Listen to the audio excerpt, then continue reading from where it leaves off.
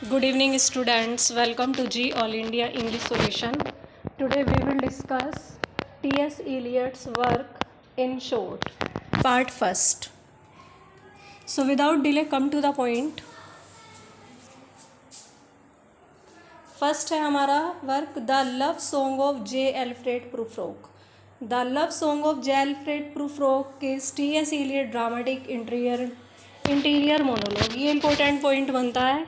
ये किस तरीके का मोनोलॉग है? ये है dramatic interior monologue. TS. Eliot starts writing this poem in February 1910. TS. Eliot ने इस पोएम को, ये एक पोएम है, ड्रामेटिक इंटीरियर मोनोलॉग है, इसे लिखना शुरू किया था टी.एस. एलियट ने फरवरी 1910 में. It is first published in June. ये पहली बार जब पब्लिश हुआ था ये जून में हुआ था. 1915 में हुआ था जब इन्होंने विवेना से शादी की थी. इनकी मैरिज हुई थी विवेना से 1915 में, और 1914 में ये एजरा पाउंड से मिले थे. तो 1915 में इनका फर्स्ट पब्लिश्ड हुआ था ये in Poetry a Magazine of Verse में. किस में हुआ था? Poetry a Magazine of Verse में. Later it is included in a 12 poem pamphlet Prufrock and other observation in 1917. बाद में ये इंक्लूड हुआ था 12 poem pamphlet Prufrock and other observation 1917 में. It is seen as a shift, एक shift के रूप में ये देखा गया था 19th सेंचुरी में. रोमांटिक वर्स के रूप में देखा गया था, ये रोमांटिक कविता देखी गई थी. And Georgian lyrics to modernism में.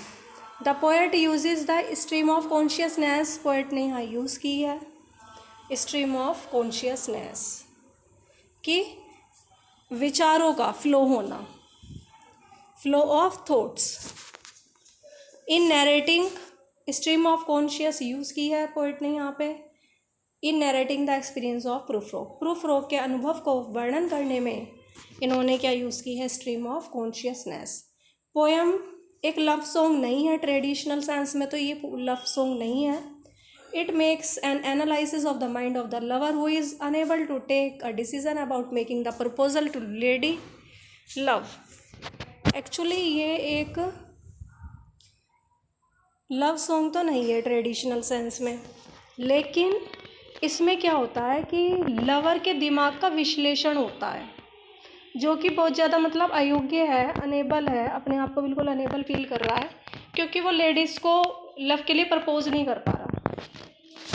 तो प्रूफ्रोक रिप्रेजेंट स्प्लिट पर्सनैलिटी. प्रूफ्रोक यहाँ पे जो प्रस्तुत करता है, रिप्रेजेंट करता है, स्प्लिट पर्सनैलिटी का करता है, खंडित व्यक्तित्व का. He shows a paralysis of the will का पैरालिसिस होना दिखाता है कि इच्छा उसकी बिल्कुल पैरालाइसिस हो गई, उसमें लकवा लक हो गया है. He is emotionally frustrated. बिल्कुल भावुकता, मतलब भावुकता रूप से वो कैसा हो गया? फ्रस्ट्रेटेड हो गया है.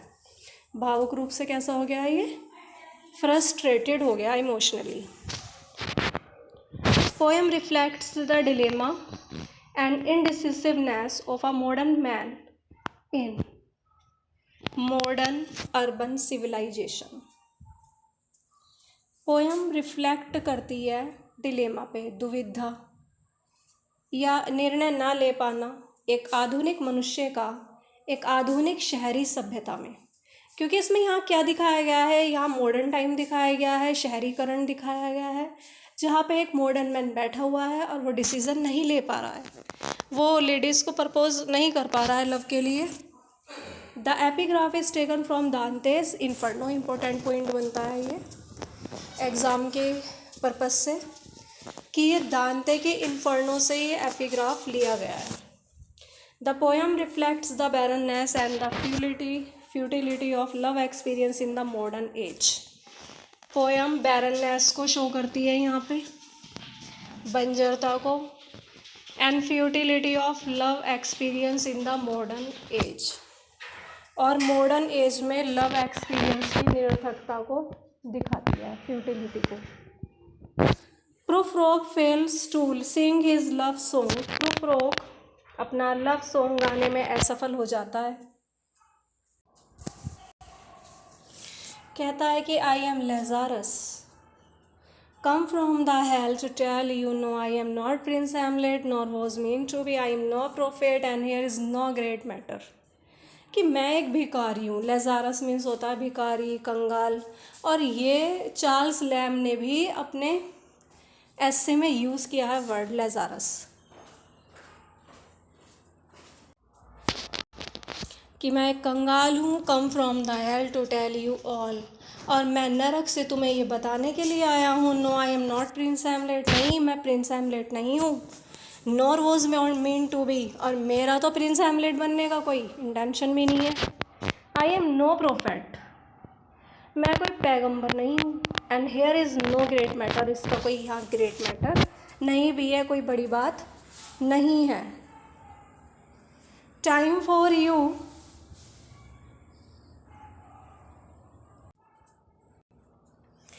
time for you and time for me and time yet for 100 indecision and for 100 vision and revisions. It is impossible to say just what I mean. समय तो तुम्हारे लिए भी है और मेरे लिए भी है, और टाइम जो है वो 100 इनडिसीज़न के लिए भी है, कि ये समय ही है जिसमें चाहे तुम आप डिसीज़न लो भी या ना भी लो. एंड फॉर 100 विज़न, और इसी में ही 100 विज़न देख लो आप, या दोबारा से यून विज़न को देख लो.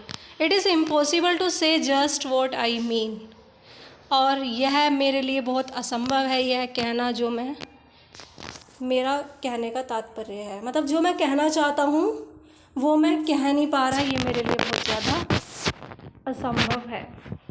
नेक्स्ट वर्क है इनका फोर क्वार्टेट्स. फोर क्वार्टेट्स में four quartets 1943 is Eliot's poem which is set for interlinked meditation. किससे जुड़ा हुआ है ये? मेडिटेशन से. Each poem has 5 section. इसमें है ना, हर एक पोएम में 5 सेक्शन है. धर्म जो है इसमें एक ऐसा धागा है जो सबको बांधता है. There is a search for meaning in the chaos, अराजकता में ही, कन्फ्यूज़न में ही यहाँ पर जो है मीनिंग को सर्च किया जाता है. Peace and joy to be search in the flux of the time. यहाँ क्या खोज किया जाता है, किस चीज़ को सर्च किया जा रहा है? पीस और जॉय को. Stories from the Bhagavad Gita, ये जो स्टोरी ली गई है भगवद गीता से ली गई है इस पोएम में. इलियट लिखता है, इलियट ने एक्चुअली जब ये फोर क्वार्टेट्स लिखा था तो वो किस पर काम कर रहे थे? Murder in the cathedral. ये भी पॉइंट अच्छा बनता है, बहुत इंपॉर्टेंट पॉइंट है ये भी, कि वो किस वर्क पर काम कर रहे थे? मर्डर इन द कैथेड्रल, जब उन्होंने क्या लिखा? Four Quartets. और मर्डर इन द कैथेड्रल आया था 1935 में. Eliot writes, time, experience, purgation, prayer and wholeness. ये 5 सेक्शन की थीम है, इन्हें भी अच्छे से कर लेना. फर्स्ट है टाइम, टाइम पर बहुत ज़्यादा जोर दिया है. एक्सपीरियंस, देखो टाइम दोगे तो एक्सपीरियंस मिलेगा. वहाँ फिर पर्गेशन भी होएगा, शुद्धिकरण, प्रेयर एंड होलनेस. फिर संपूर्णता आएगी प्रेयर से. इस तरीके से आप याद कर सकते हैं टाइम, एक्सपीरियंस, पर्गेशन और प्रेयर एंड होलनेस. ये थीम है 5 सेक्शन की. बर्ट नॉर्टन, देखो इनका पहला पार्ट है फोर क्वार्टेट्स का, 4 है इसमें. चारों में से पहली, मतलब हर एक पोएम के 5 सेक्शन है, वो मैंने आपको बता दिए हैं. टाइम है, एक्सपीरियंस, प्रेगेशन है, प्रेयर और होलनेस. फर्स्ट पार्ट है हमारा बर्ट नॉर्टन, ये 1936 में आया है. 2 एपिग्राफ लिए गए हैं हेराक्लीटस से. तो 2 एपिग्राफ कहाँ से लिए गए हैं? ये हेराक्लीटस से बर्ट नॉर्टन ने. अब 2 विजडम, सबसे पहला जो है ये है 2 विजडम इज़ कॉमन. यद्यपि विजडम तो कॉमन होती है, हर मनुष्य जीता है जैसे मानो उसकी वो खुद की बुद्धि हो. सेकंड आपका जो ये एपिग्राफ है ये है, देखो फर्स्ट जो एपिग्राफ है बर्ट नॉर्टन का वो तो ये है 2 विजडम कॉमन. यद्यपि विजडम तो कॉमन होते हैं लेकिन हर कोई कैसे जीता है? जैसे उसकी बुद्धि खुद की हो, बड़ी इम्पोर्टेंट हो. और सेकंड है the upward and the way downward is one and the same. जो उतार और चढ़ाव होते हैं वो एक ही होते हैं, सेम होते हैं. ये सेकंड एपिग्राफ है, बर्ट नॉर्टन 1936। अब the idea of the time is discussed in the poem. यहाँ पे ना समय का विचार डिस्कस ज़्यादा किया गया है इस पोएम में। Passage of time seems to be futile if one does not experience timeless. इसमें क्या बताते हैं कि जो टाइम का पैसेज है वो बिल्कुल निरर्थक प्रतीक होता है, कैसा बिल्कुल बेकार प्रतीत हो रहा है यदि कोई भी टाइमलेस का अनुभव ही ना करे, समयहीन का अनुभव ना करे, तो ये समय बिल्कुल व्यर्थ ही दिखाई देगा। क्योंकि अगर किसी ने दुरुपयोग नहीं करा तो उसका समय का सदुपयोग भी वो कहाँ से सीखेगा। Only then the past and the future fuse into present. कह रहे हैं केवल पास्ट और फ्यूचर ही ऐसे होते हैं जो प्रेजेंट में फ्यूज होते हैं। The sense of time seems to dissolve. यहाँ टाइम की जो समय है, टाइम की जो भावना है, सेंस है, वो प्रतीत होती है मिश्रित होती हुई, डिसॉल्व होती हुई। The visit to Burnt Norton offers an occasion for the experience of spiritual illumination for the poet. Burnt Norton को देखने जाना ये एक ऑफ़र देता है, एक अवसर का, for the experience of spiritual illumination to the poet. Poet के लिए मतलब आध्यात्मिक रूप से एक अनुभव लेने का एक ही अवसर है बर्ट नॉर्टन जाना। अब इसमें इम्पोर्टेंट पॉइंट बनता है एयर। इसका डोमिनेंट एलिमेंट क्या है यहाँ पे बर्ट नॉर्टन का? एयर है, ध्यान रखना। और is clear from disturbing dust echoes vibrant air and music. Next है ईस्ट कोकर।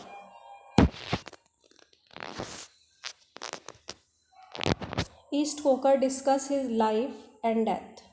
ईस्ट कोकर 1940 ये डिस्कस करती है जीवन और मृत्यु के बारे में। ये मेंटेन करती है कंटिन्यूटी बिटवीन द टू, दो लोगों के बीच लगातार, मतलब दो लोगों का कंटिन्यू बनाए रखना। Human beings are disorderly. जो मानवता है वो बिल्कुल अव्यवस्थित है। साइंस भी मानवता को बचाने में असफल हो गई है। Science and reason take mankind towards warfare. ये तो वॉर के लिए ही ले जाती है साइंस और रीज़न तो मनुष्य को। Humanity has to be humble if he wants to escape from the cycle of destruction. मानवता को है ना हम्बल होना पड़ेगा, विनम्र होना पड़ेगा यदि वो बर्बादी से बचना चाहता है। तो ईस्ट कोकर में यही बताया गया है। People must recognise Christ for their redemption. लोगों को है ना ईसा मसीह को, क्राइस्ट को पहचानना होगा अपने रिडेम्पशन के लिए, इस बंधन से मुक्ति के लिए।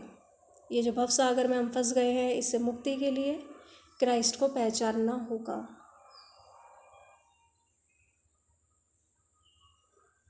देखो यहाँ पे ये लाइन कट गई है, देखिए अभी ईस्ट कोकर। ईस्ट कोकर किससे जुड़ा हुआ है? ये ईस्ट कोकर एक प्लेस है, समरसेट। ये पूरा समरसेट है, ये यहाँ पे कटा हुआ है समरसेट विलेज। यहाँ पे नहीं आ पाया, लिखने में कुछ मिस्टेक हो गई है। समरसेट है, ये समरसेट विलेज है ये East Coker. Time is not the progression of past, present and future. ये प्रेजेंट होगा, यहाँ पे ठीक कर लेना आप कि टाइम जो है ना ये प्रोग्रेशन नहीं है पास्ट, प्रेजेंट एंड फ्यूचर की। Time is through sequence of birth और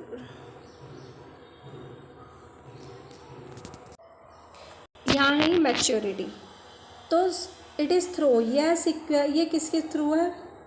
बर्थ के। मैच्योरिटी है यहाँ पे, ये मैच्योरिटी और फ्यूचर के, सॉरी मैच्योरिटी, डिके, बर्बादी के और डेथ के। तो it is through sequence of birth, maturity, decay and death. अब इसमें जो ईस्ट कोकर में जो डोमिनेंट एलिमेंट है वो है अर्थ। देखो ई से ईस्ट कोकर और फिर ई से बना अर्थ। इससे आप याद कर लेना बर्ट नॉर्टन का क्या था एलिमेंट? डोमिनेंट एलिमेंट था एयर। अब नेक्स्ट पॉइंट बनता है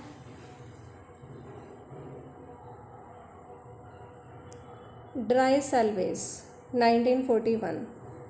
ये प्रेजेंट करता है harsh picture of the human condition. मनुष्य की कंडीशन की मतलब हार्श पिक्चर, बिल्कुल कठोर पिक्चर को दिखाता है। Water is the symbol of birth. जन्म का जो प्रतीक है वो है वाटर। जीवन की जो नाव है वो अनकंट्रोलेबल है, उसे कंट्रोल नहीं किया जा सकता.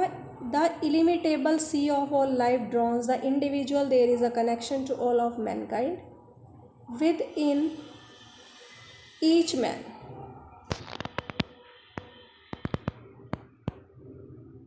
Man is to understand the patterns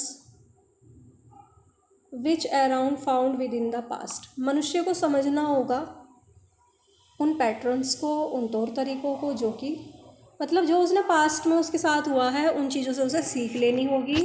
the meaning is to be found. Eternity is experienced in the moment of revelation. Man has to gain a sense of order, a sense of eternity. शाश्वतता. Eternity मतलब होता है शाश्वतता या अनंत काल का यहाँ अनुभव किया जाता है in the moments of revelation में. Man has to gain a sense of. मनुष्य को प्राप्त करनी होगी, एक व्यवस्थित तरीके से जीवन जीना होगा और अनंत काल की उसे भावना रखनी होगी. तो यहाँ जो आपका ड्राई सेल्वेज है, यहाँ पे जो सिंबल बन रहा है बर्थ का वो है water. Little Gidding. Little Gidding में क्या दिखाया गया है, 1942 में है. Air, earth, water and fire are present in this section. इसमें चारों ही हैं. देखो कि एयर भी है जो बर्ड नोटन में था, अर्थ है ईस्ट वॉकर वाला, वाटर है ड्राई सेल्वेज का, फायर इसका लिटिल गिडिंग में ये डोमिनेंट नोट. तो air, earth, water and fire यहाँ पे चारों ही प्रेजेंट हैं. बट फायर यहाँ पे जो डोमिनेंट इसका थीम है लिटिल गिडिंग का वो है fire. Past, present and future are dealt in this section. Actually जो लिटिल गिडिंग है इसमें दिखाया गया है पास्ट, प्रेजेंट एंड फ्यूचर के बारे में. All are composed of air, earth and water. Fire के बारे में ओल्ड इज ओल्ड आई. देखो ये जो सारी चीज़ें हैं, देखो मनुष्य जब आया है धरती पे तो इन सब चीज़ों से बना हुआ है. वैसे वो 5 तत्वों से बना है, आकाश और इसमें प्लस करना है हमारे अकॉर्डिंग तो, हिंदुइज्म के अकॉर्डिंग तो. लेकिन इन्होंने क्या माना है, ये 4 तत्व से, कि 4 तत्वों से बना है. फिर जब वो मरेगा तो इसी में ही मिल जाएगा. Death must be accepted. A man should be conscious of the eternal in time. समय के अनंत, समय को समझना चाहिए मनुष्य को. If a man achieve the state of acceptance and detachment. यदि कोई भी मनुष्य एक्सेप्टेंस कर लेता है, एक्सेप्टेंस की जो अवस्था है उसे अचीव कर लेता है या अलगाव की, तो he can experience the fire of purgatory.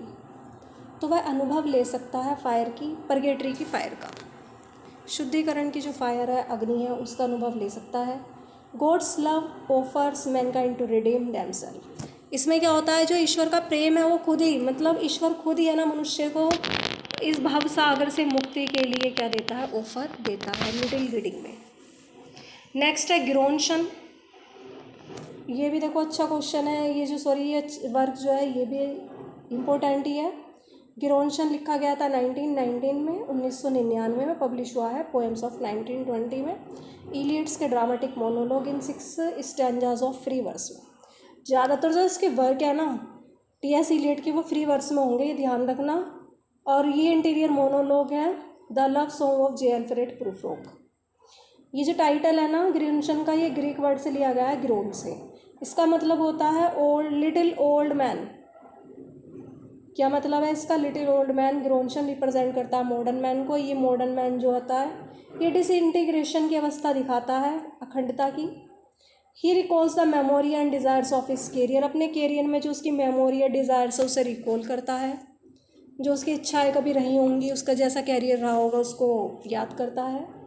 अभी ये जो गिरोनशन का जो एपिग्राफ लिया है ना इन्होंने, ये लिया है शेक्सपियर के मेजर फॉर मेजर से. Thou hast nor youth nor age, but as it were an after dinner sleep dreaming of both. कि तुम्हारी ना तो एज है ना ही तुम्हारे पास जवानी है. बुढ़ापे में तो ऐसे ही हो जाता है कि पता नहीं चलता मृत्यु कब आ जाए ना, जवानी भी नहीं रहती. But as it were an after dinner sleep के बाद ये ड्रीमिंग ऑफ बोथ, ये दोनों ही है. The life of Gronson and his contemporaries is useless. जो ग्रोनशन का जीवन है और उसके जो समकालीन है वो सब यूजलेस है। उनका जीवन अब किससे भरा हुआ है? कन्फ्लिक्ट, संघर्षों से, इनसिक्योरिटी, असुरक्षा से, करप्शन से, स्पिरिचुअल डिके से, क्योंकि आध्यात्मिक उनका पतन हो गया था, उससे वो भरा हुआ है। TS. Eliot believes that civilisation can be saved if it revives its Christian faith. TS. Eliot विश्वास करते हैं कि सभ्यता को बचाया जा सकता है, जो सिविलाइजेशन है उसे बचाया जा सकता है। किसके द्वारा? यदि जो क्रिश्चियन फेथ है वो दोबारा से पुनर्जीवित हो जाए तो सिविलाइजेशन जो है हमारी, उसे बचाया जा सकता है। Gerontion is disillusioned and so feels that a man in this mechanical civilization is like the cog in the wheel. किसकी तरह है ये? व्हील में जैसे कोक की तरह है ये ग्रोनशन। और वो कैसा डिसइल्यूजन्ड महसूस करता है, भ्रम नहीं है, डिसइल्यूजन है। और एक मैन जो मैकेनिकल सिविलाइजेशन में है, मशीनों के साथ काम में कंटिन्यू लगा हुआ है, वो किसकी तरह है? जैसे व्हील में एक कोग होता है। The loss of faith in Christ is responsible for the degeneration of civilisation. विश्वास का खोना क्राइस्ट में, मतलब क्राइस्ट में जो तुम्हारा विश्वास है यदि वो खो जाए तो ये उत्तरदायी है किसके लिए? डिजनरेशन ऑफ सिविलाइजेशन के लिए। हिस्ट्री धोखा देती है मनुष्य को। It is prostitute. देखो हिस्ट्री को क्या बताया इन्होंने? प्रोस्टिट्यूट बताया है, वैश्य। वो चालाक है लेकिन चार्मिंग है, क्लियोपेट्रा की तरह। वही शेक्सपियर का जो एंटनी क्लियोपेट्रा वहाँ से लिया गया है। Rationalism is no remedy. तर्क जो है, रैशनल जो है ना, वो कोई उपाय नहीं है। He laments the loss of his patient for his mistress. अपनी मालकिन के लिए वो उन्होंने जो उनका जो पेशेंट था मालकिन के लिए, अपनी मिस्ट्रेस के लिए, बिलव्ड के लिए, वो लॉस हो गया है तो उस पर भी विलाप कर रहे हैं। Man has to die, human life is meaningless. मनुष्य का जीवन तो मीनिंगलेस है, फ्यूटाइल है। Eliot wish to make Gerontion is a part of the Waste Land. ये इंपॉर्टेंट पॉइंट बनता है। टी.एस. इलियट पहले ये उनकी इच्छा थी कि ये ग्रोनशन जो इन्होंने लिखा है ये वर्क, वो चाहते थे कि वेस्टलैंड का भाग बने, लेकिन ऐसा नहीं हुआ।